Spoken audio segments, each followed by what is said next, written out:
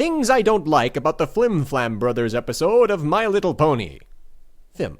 Number 1. Applejack mortgages the farm. So it's cider season in Ponyville, and all the horsey people are jonesing for some sweet Apple Acres golden nectar. But there's just never enough of it to go around. Turns out the pre-industrial methods of manufacturing drinks simply isn't able to satisfy the wants of a burgeoning metropolis. But just then, in swagger the brothers Flim and Flam and their super speedy cider squeezy 6000. A great big Willy Wonka-type machine, the brothers boast, that can make thrice the apple cider that AJ and crew can in the same amount of time. Remember that detail. It's important. So after a bit of song and dance showing off their fancy process and quality product, they offer to make more cider in exchange for a 75-25 split of all the profits, with the 25 for the Apple family. Now, Applejack figures that at that price, they'll lose sweet Apple Acres. And so the big guy says, no deal. Now hold your horses there, AJ. My maths ain't the strongest, but even if you didn't haggle with those guys and took that 25%, how much profit would you actually lose? Remember, this thing makes 3 times the cider you guys can, and it's all pretty much guaranteed to be sold. Take the profits you'd normally make selling cider, divide by 4, then times by 3 for a total net loss of 25%? That's gonna break your budget? Well, heck, you wouldn't even have to talk them up to 50-50 to make it okay. Just butter up to a 33% cut for 0 net loss. Plus, you'd never have to work at it again because the super speedy cider squeezy 6000's doing it all for you.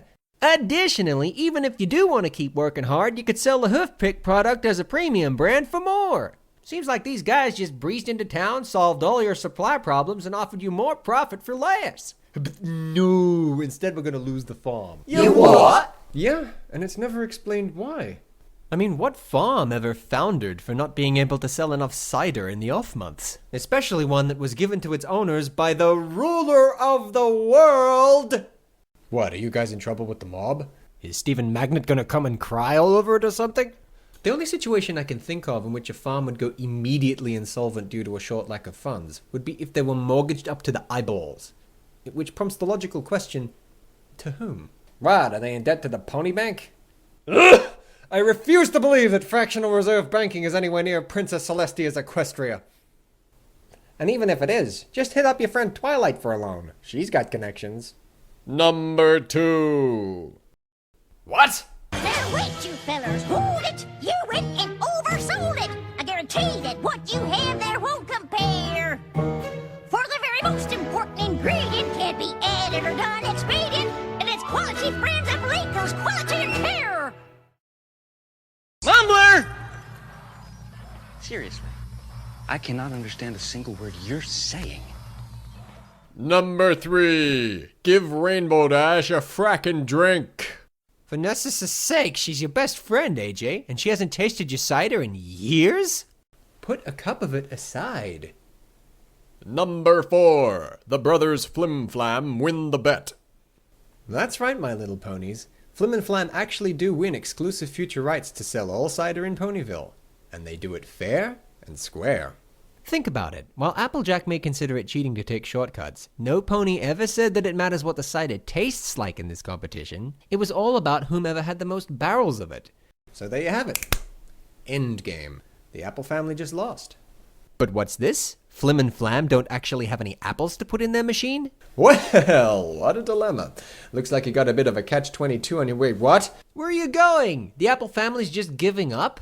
Why? You haven't lost the farm yet, and certainly not to them. It's a total stalemate. You guys still could, and really should, collaborate. Well, that'd be a good message, wouldn't it? I mean, the brothers learn the value of friendship, and you guys learn not to fear technology. I mean, it makes no sense for you to leave now.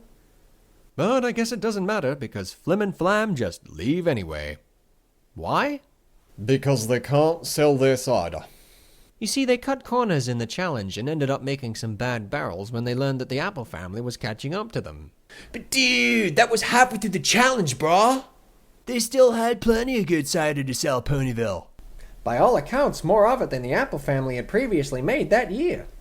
There was enough good stuff to sell to every pony. Even Rainbow Dash. And even if there weren't, considering that the Apple family is just giving you their farm for no reason, you could just make more on the spot, yeah? Or maybe sell the stuff the Apple family made during the contest? You did just win the rights to do that. there was just nothing forcing them to sell the Bad Batch. But because I guess fate commands that these bad males and their wicked technology must be run out of town, that's exactly what to do. And since no pony likes the taste of tree stump, Lyle Langley and his twin brother skedaddle to sell monorails to Ogdenville, without so much as a goodbye limerick betwixt them. Hey guys, you just left a huge pile of perfectly saleable cider sitting in a ditch. You don't want to take that with you? Maybe sell it to the next town? No? Okay, bye. Oh, it's freaking stupid, but it's all okay. Because due to the contest, this year there's plenty of cider for every pony. Huh. What about next year? I'm so confused. Based on what you've just seen, tell me what the actual message of this story is. Don't be a jerk. Technology is bad. Oh, sure, whatever. That it's okay to cheat so long as you get permission. I'm looking at you, Twilight. That it's cool to disappoint people so long as you're protecting arcane tradition?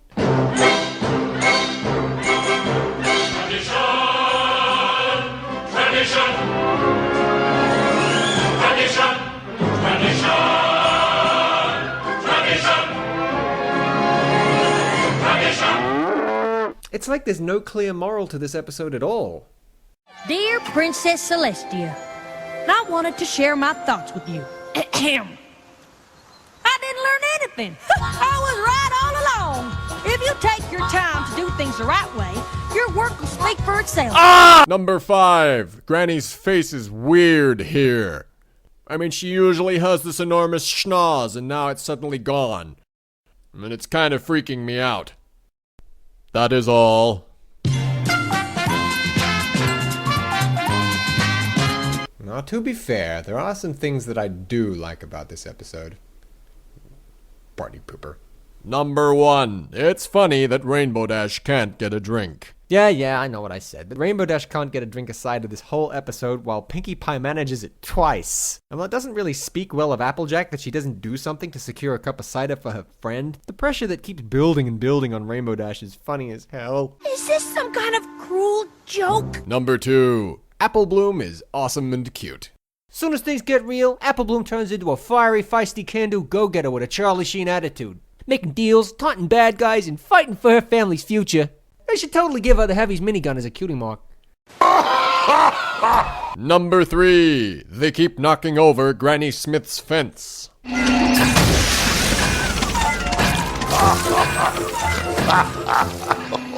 Number 4. Yeah. Okay, every pony, we're not gonna let those smooth talkers take our friend's farm. Yeah! Yeah! Number 5. The song. The song! This song rescues the episode for me. The brothers introduce themselves and their machine with this great big gaudy over-the-top Broadway showstopper, and it's glorious. The brothers croon, Rarity swoons, and everyone joins in singing what's easily the best song since season 1. And while the lyrics are a little wonky in places, the pony elves in this whole place will give you such a chance to be where you need to be. It's still very catchy, and anything that can get me to learn a new word earns an immediate +1 modifier. even if I did have to hunt down Odysseus to find out what the heck it was they were saying. What? Well, that's all I got to say about that episode. I suppose there are other episodes I could talk about. Oh, post a comment thing, and I might just get round to it. Until then, I leave you with a question. If the elements of harmony could cure Princess Luna of her evil instantly, why did she need to be locked in the moon for 1,000 years? Ciao for now. Saying you've got